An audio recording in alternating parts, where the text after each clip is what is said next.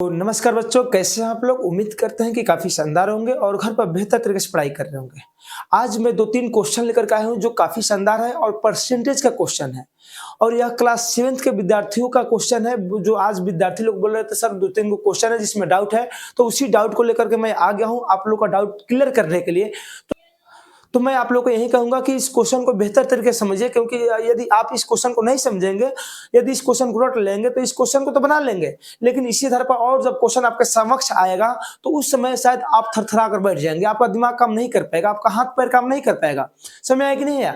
तो सबसे पहले बाबू बेहतर तरीके से क्वेश्चन को समझिए, उसके बाद देखिएगा आप कोई भी प्रकार के इस प्रकार के कोई भी क्वेश्चन को आप सीधे चुटकियों में उड़ा देंगे। समझ में आया कि नहीं आया? चलिए बात को समझने का प्रयास करिएगा, आप लोग बेहतर तरह समझने का प्रयास करिए। क्वेश्चन नंबर 1 है 10 पैसे को 1 रुपए के प्रतिशत के रूप में बदलना है।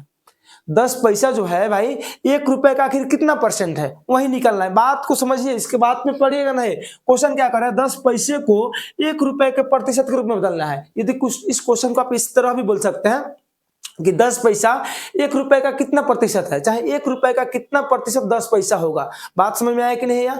तो इस प्रकार के जब क्वेश्चन मिलेगा, यदि पैसा भी हो और रुपया हो, तो इन दोनों में देखिएगा बड़ी मात्रा किसका है, इसका मात्रा बड़ी है कि इसका मात्रा बड़ी है। तो वाकई में आपको मालूम चला होगा कि सर रुपया पैसा से हमेशा बड़ी होती है। तो जो बड़ी है उसको नीचे लिखिएगा। हल में आपको डायरेक्ट बता रहे हैं, आप बढ़िया से समझिएगा। जो बड़ा होता है उसको हमेशा नीचे लिखते हैं, जो छोटा होता है उसको हमेशा ऊपर लिखते हैं। किसी को दिक्कत तो नहीं? तो लिखिए 1 रुपए को नीचे लिख लीजिए, 1 रुपए को नीचे लिख लीजिए, ठीक है। और जो पैसा है जो इससे छोटा है भाई, तो उसको ऊपर लिख लीजिए। 1 रुपए को नीचे लिखेंगे, 10 पैसा को ऊपर लिख देंगे, 10 पैसा लिख देंगे मेरे बाबू। किसी को दिक्कत? अब आगे चलिएगा। 10 पैसा है तो 10 पैसा ही रहने दीजिए, 10 पैसा को 10 पैसा ही रहने दीजिए। और बाटा 1 रुपए को 100 पैसा में बदल दीजिए, क्योंकि 1 रुपए बराबर कितना पैसा होता है? 100 पैसा होता है। और कथी में बदलने की बात कर रहा है? प्रतिशत में। तो इसको भाई प्रतिशत में बदलने के लिए आपको मालूम है कि 100 से गुना करते हैं, तो यहाँ पर 100% से गुना कर लेंगे। कितना परसेंट से? 100% से। अब देखेंगे 100 पैसा से 100 पैसा कट जाएगा, यहाँ पर 100 से 100 कट गया, और पैसा से पैसा कटा लीजिए, तो 10 में प्रतिशत से गुना होता कितना हो जाएगा? 10%। और यही आपका राइट आंसर होगा। बात समझ में आया कि नहीं आया? हमेशा छोटी मात्रा को ऊपर लिखेंगे और बड़ी मात्रा को नीचे लिखेंगे, और उसमें 100% से गुना करेंगे, आपका आंसर आएगा। चलिए दूसरा भी क्वेश्चन काफी शानदार है। 20 सेंटीमीटर को मीटर के प्रतिशत के रूप में बदलिए। मीटर कहिए चाहे 1 मीटर कहिए, कोई दिक्कत नहीं है। समझ में आया कि नहीं है? तो बात को समझिएगा। यदि इसको हम फिर दोबारा दूसरा क्वेश्चन बनावे तो ऐसा बोल सकते हैं कि 1 मीटर का कितना परसेंट 20 सेंटीमीटर है। इस प्रकार भी हम क्वेश्चन को बना सकते हैं। तो चलिए आगे समझिएगा बाबू। अब देखिएगा यहाँ पर मीटर है और यहाँ पर सेंटीमीटर है, तो इन दोनों में बड़ी मात्रा कौन है?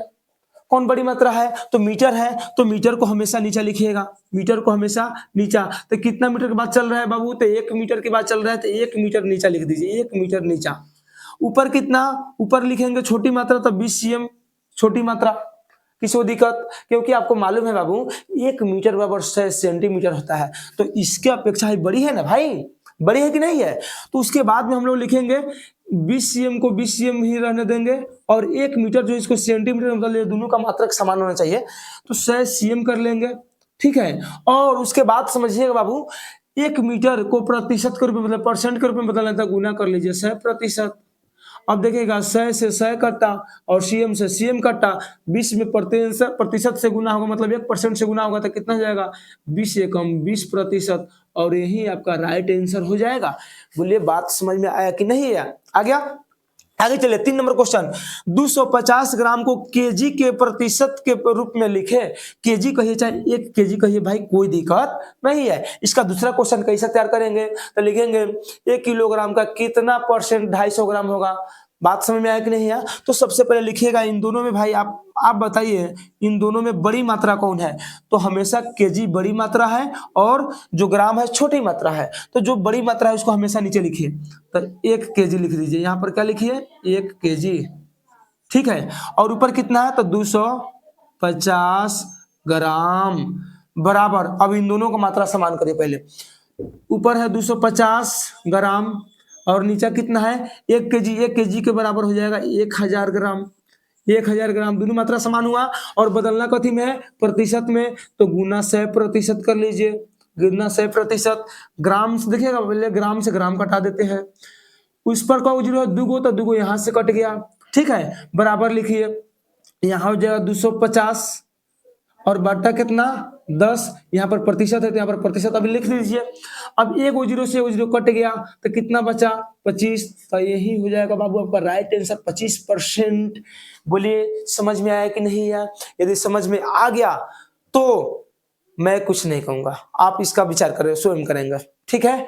आप इसको लाइक करना है कि नहीं करना है, कमेंट करना है कि नहीं करना है, शेयर करना है कि नहीं करना है, भाई ये आपके ऊपर डिपेंड करता है। मेरे इसमें कोई अब आप लोग को राय सलाह नहीं देंगे, आप अपना ओर से, यदि आपको अच्छा लगा है वीडियो तो करिए, नहीं अच्छा लगा है तो नहीं करिए।